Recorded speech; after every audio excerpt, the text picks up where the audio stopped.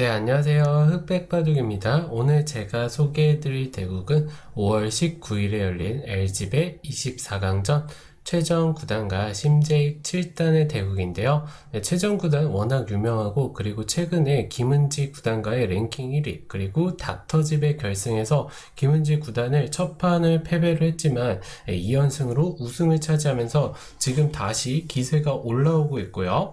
심재익 7단은 팬분들은 조금 생소하실 수 있지만 바둑리그에서도 선수로 활약을 하면서 굉장히 좋은 성적 거두고 있고요. 그리고 이제 저와의 개인적인 인연도인데 이제 심재익 7단이 초등학생 때 이제 심재익 7단이 공부하는 학원에서 제가 몇 판 더 졌던 기억인데 이제는 뭐 저보다 훨씬 잘 두는 그런 기사죠. 자, 두 선수의 대국 어땠을지 같이 한번 보시죠. 자, 심재익 7단이 100이고 최정 9단이 흑이었는데요. 자, 최정 9단이 김은지 9단을 꺾으면서 두었던 포석을 다시 한번 들고 나왔습니다. 그 당시에 김은지 9단은 날일자로 두었고 2국에서는 최정 9단이 붙이고 끊으면서 이런 형태의 진행이 되었고요. 그리고 3국에서도 최정 9단이 다시 한번 들고 나왔는데 그때는 건너 붙인 게 아니라 이곳을 뛰어가면서 여기를 하나 교환을 해두고 이런 식으로 두면서 3국을 이끌어 갔었죠. 그런데 이번 대국에서 심재익 7단이 눈목자를 두니까 한 칸 뛰어가면서 이 낮은 눈목자 협공이 나쁘지 않다 그렇게 판단을 하고 최정 9단만의 스타일로 포석을 짜 나가겠다 이런 의도로 볼 수가 있고요. 자, 여기까지 이제 뛰어났기 때문에 100도 받아두는 게 무난하고요. 뭐 이 수로는 안쪽을 붙여가면서도 둘 수 있지만 붙이게 된다면 흑도 입구자로 두고 나중에 뭐 젖혀가거나 아니면 눈목자로 빠져나오는 이런 뒷맛을 볼 수가 있겠네요. 자, 아무튼 초반에는 이 우아 쪽이 그렇게 중요한 자리는 아니기 때문에 여기까지만 정리를 해두고 걸쳐갔고요. 자, 걸쳐가니까 무시하고 그냥 좌우 쪽을 벌려 두었습니다. 이제 인공지능이 나오기 전까지는 걸친 돌에 대해서 응수를 하지 않으면 되게 이상한 수라고 생각을 했는데 요즘은 양 걸쳐 오더라도 충분히 100의 타겟책이 있기 때문에 이 걸쳐오는 한 번 걸쳐오는 거에 대해서 이렇게 민감하게 반응하지 않는다고 볼 수 있고요. 자, 양 걸쳐오니까 붙이고 늘고 뻗고 입구자도 자주 두어지죠. 이제 예전 정석책들 보시면 아마 이런 형태의 정석 진행이 많았을 거예요. 자, 이렇게 두면 젖히고 벌리거나 상변 쪽을 벌리는 정도로 해서 예전에 자주 나오던 프로기사들 간의 대국에서도 자주 나오던 정석의 형태인데 이것도 서로 둘만한 진행이긴 합니다. 자, 하지만 흑에게 젖히는 게 싫다고 판단한 심재익 7단 일단 날일자로 들어가고요. 하나 밀어두고 한 칸 뛰어가니까 들여다보고요. 자, 이곳을 이을 때 한 발 더 들어갑니다. 이 수로는 이제 제가 조금 전에 우아 쪽이 별게 없다고 말씀을 드렸는데 어느 정도 좌상 쪽의 모양도 정리가 되었고 백돌도 확실하게 살아있는 형태예요. 좌상 쪽은. 그래서 인공지능은 이 우아 쪽을 한 번 더 두면서 제압을 해두는 게 굉장히 크다고 판단을 하고 있습니다. 자, 얼핏 보면은 흑의 모양이 엄청나게 커 보이지만 이런 모양은 우변 쪽을 지키면 상변을 들어가면 되고요. 상변을 지키면 우변 쪽을 들어갔을 때 이 백을 잡을 수가 없겠죠. 공격은 약간 당하겠지만 공격을 심하게 당할 돌도 아니고요. 그래서 약간은 침투 자체를 맛보기성으로 보고 우아 쪽을 잡아두라고 하는 것 같아요. 근데 심재익 7단 일단은 상변 쪽을 다가갔고요. 자, 최정 9단도 한 발 더 다가가고 교환을 해두고 막는 선택을 했는데 이 수로는 이제 백이 뛰어갔을 때 활용되는 수들이 너무 많기 때문에 이런 식으로도 활용할 수 있고 나중에 이런 자리 붙여갈 수도 있고요. 그래서 흑도 한 발 늦춰서 날일자로 두고 교환을 해준 다음에 그 다음에 막아가는 게 약간은 더 좋았다고 판단을 하고 있는데요. 이거 자체는 큰 차이라고 볼 수는 없을 것 같고요.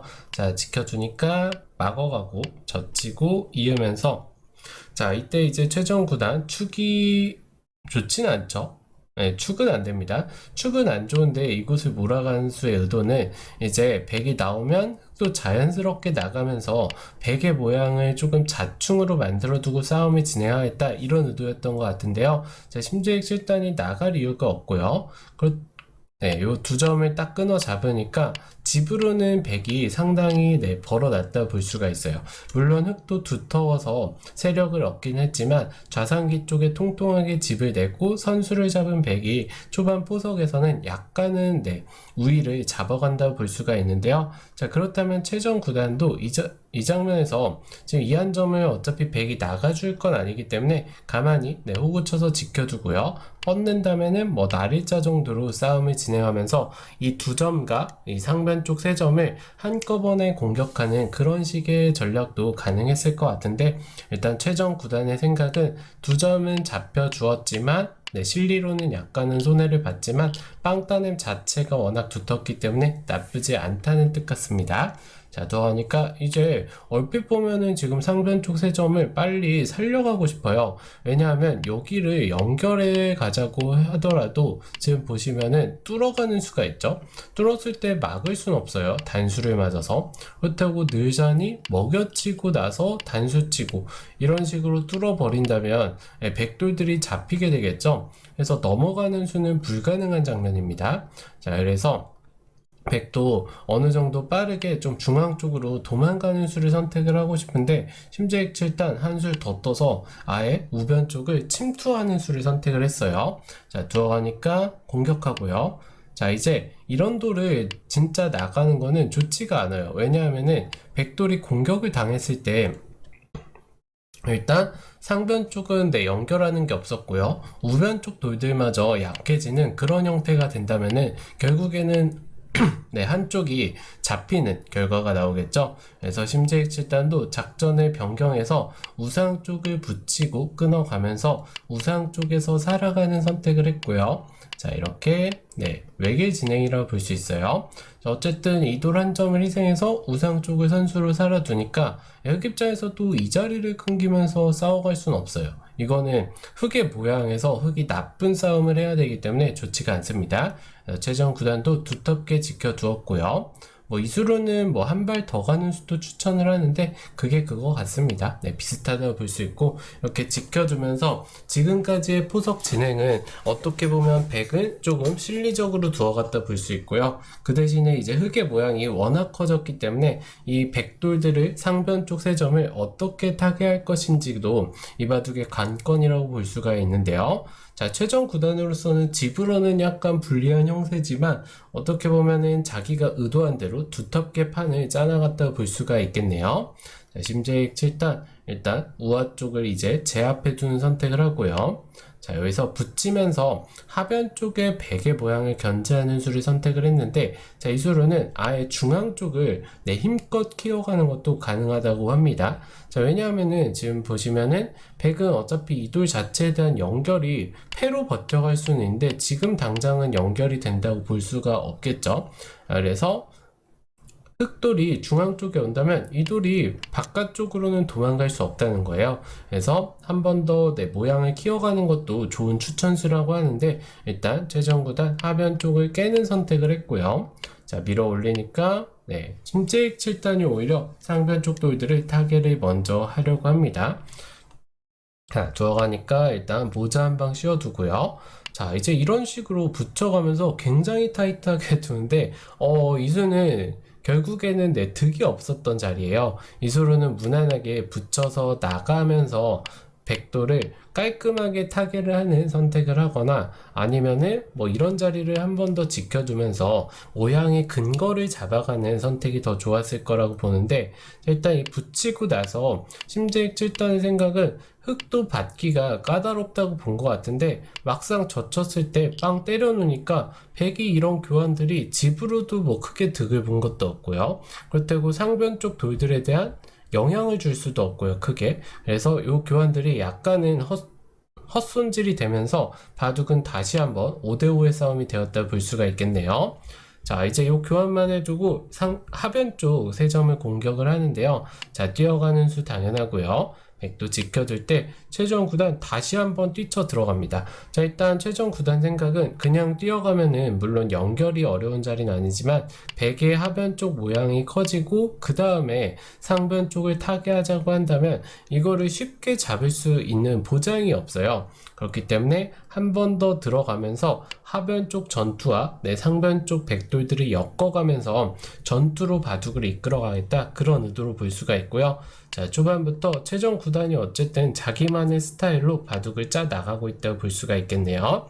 자, 들어가니까 쉬어가고 젖히고 호구치고, 자, 이제 우화 쪽을 사러 갑니다. 자, 우화 쪽을 살자고 하는데 이수의 의도는 이제 지금 당장 백이 이 세 점은 잡을 수 없다는 거예요. 그렇기 때문에 세 점을 도망가는 것보다는 우화 쪽을 살아가는 게 집 균형을 맞춰가는데 조금 더 득이라고 판단을 한 것 같은데, 어쨌든 그래도 내 흑 입장에서는 너무 약한 돌들이 많기 때문에 일단은 빠져나가는 수, 아니면은 뭐 이런 자리 치받으면서 조금 더 강력하게 두는 수, 아니면 여기 들여다보고 뭐 붙이면서 나가자고 하는 수, 이런 판단도 할 수가 있었는데요. 일단 우화 쪽을 살자고 하는 선택을 했고요. 자, 들어가니까 띄워두면서 이제는 이 세 점 아니면 이 네 점이 어느 한쪽이라도 잡혀도 이상하지 않은 그런 바둑이 되었습니다. 자, 일단 하나 들여다봐 놓고 붙이면서 나가는데, 자, 여기서 심재익 7단이 초읽기에 몰렸는지 정확한 판단이 안 됐는지는 모르겠지만, 자, 이 장면에서 백이 가만히 뻗어두고 흑이 도망갈 때 백도 이런 식으로 입구자로 흑 4점을 제압했다면 어차피 우아기 쪽 흑도를 거의 살려줬다고 볼 수 있지만, 백이 보시면 전체적인 바둑을 보았을 때 상변 쪽 백돌이 확실하게 연결이나 아니면 살아갈 수 있는 자세를 만든다면 이 바둑은 백이 굉장히 유리한 종반전이라고 볼 수가 있어요. 자, 그런데 이곳에서 뜬금없이 중앙 쪽이 굉장히 중요한 자리인데 심재익 7단이 당연히 선수라고 보고 우화 쪽을 결행을 합니다. 자, 이수의 의도는 흑이 살아주면 이제 나중에 이 자리가 거의 반선수성으로 들게 되면서 굉장히 두텁다는 거예요, 모양이. 그렇다고 이 교환을 안 해준다면 이제 약간 백이 신경 쓰였던 건 찝고 지킬 때 뭐 들여다보면서 이 약점이 신경 쓰였기 때문에 빠르게 정리를 하고 두고 싶었던 것 같은데, 자, 실전에서 심재익 7단이 단수치고 늘자마자 최종 구단이 이도를 살려둔 게 아니라 이 자리를 딱 붙여가면서 반격을 준비했어요. 심재익 7단으로서는 이 수를 보고 약간은 당황을 했을 것 같은데요. 자, 왜냐하면 백이 만약에 뻗어두었다면 굉장히 두텁게 중앙 쪽 주도권을 가져갈 수가 있었는데 오히려 역습을 당하게 되면서 이제는 누가 좋은 싸움인지 모를 정도로 다시 한번 팽팽한 승부라고 볼 수가 있고요. 자, 붙이면서 빠져나갈 때 들어가고, 자, 이곳 밀어뒀을 때도 지금 인공지능은 일단 제압을 해두면 어쨌든 백이 실수를 하긴 했지만 흑이 밀어 올려왔을 때 이 중앙 돌들을 잡힐 돌이 아니기 때문에 백이 굉장히 좋다고 합니다. 이 6점이 너무 크기 때문에. 근데 심재익 7단 이미 당황을 한 상태이기 때문에 중앙 쪽을 일단 잡아두는 선택을 했고요. 자, 여기서 젖히고 이을 때 딱 지키는 순간 흑이 초반부터 어쨌든 유리했던 적은 한 번도 없었는데, 자, 빈삼각으로 지키는 순간 유불리가 바뀌게 되었어요. 자, 조금이나마 흑이 유리한 그런 싸움이라고 보고 있고요. 자, 여기서 현재 7단도 넘어갈 수밖에 없죠. 자, 넘어갔을 때 가만히 뻗는 선택을 하는데, 자, 이수도 굉장히 좋은 자리지만 이수로는 일단 이곳을 붙여서 응수를 물어보라고 합니다. 자, 여기서 이렇게 끼워가면서 끊을 수가 있죠. 자, 두고 둘 때 두고요, 둘 때, 자, 이곳을 하나 먼저 밀어둬요. 자, 이 교환들을 하기 전에 여기를 먼저 밀어둡니다. 자, 밀었을 때 백은 이을 수밖에 없겠죠. 그 다음에 이런 식으로 교환을 하고 딱 두면은 빈삼각이 되면서 맛보기로 넘어갈 수가 있겠죠.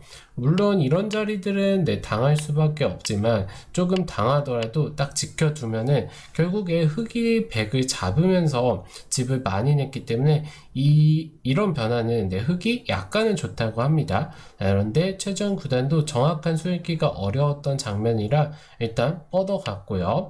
자, 여기서 이곳을 늘고 그 다음에 붙여가는데 약간은 내수순 착오라고 볼 수가 있겠죠. 뻗기 전에 두었다면 조금 더 좋은 형태라고 볼 수 있는데 어쨌든 이것도 흑이 어느 정도 근거를 마련하면서 백을 압박을 했기 때문에 나쁘지 않다고 볼 수 있고요. 자, 무슨 의미냐면 지금 보시면 백이 물론 연결은 됐지만 흑이 막는 수 그리고 여기 미는 수를 선수 교환을 하면서 지금 흑은 나중에 이렇게 딱 두면은 두 집을 내고 살 수가 있겠죠. 두 집을 내고 사는 방법을 남겨두고 싸움을 하는 것과 아니면 살지 못하는 상황에서 싸우는 것은 당연히 차이가 많이 나겠죠. 그래서 하변 쪽에서 득을 본 최정 구단이 이곳을 딱 젖혀가면서 이제 상변 쪽 백도를 공격을 합니다. 자, 그래서 막았을 때도 자, 이 장면에서 물론 하변 쪽 그리고 좌변에서 흑이 득을 보긴 했지만 바둑 자체가 워낙 팽팽하고 아직 미지의 영역이 남아있기 때문에 백 입장에서는 심재익 7단 입장에서는 약간은 불리하지만 바둑을 포기할 정도는 아니에요. 그래서 이 장면에서도 여기를 젖히고요. 두어갈 때 두고 둘 때 두고 살아 둘 때 이런 자리 밀어가면서 상변 쪽도 이 붙이는 수가 있어서 약간은 뒷맛이 있다고 볼 수가 있거든요. 왜냐하면 실전에도 나오지만 이 수들이 선수가 되면은 이런 식으로 이제 아래쪽으로 뻗는 수가 선수가 되면서 넘어가는 뒷맛이 있어요.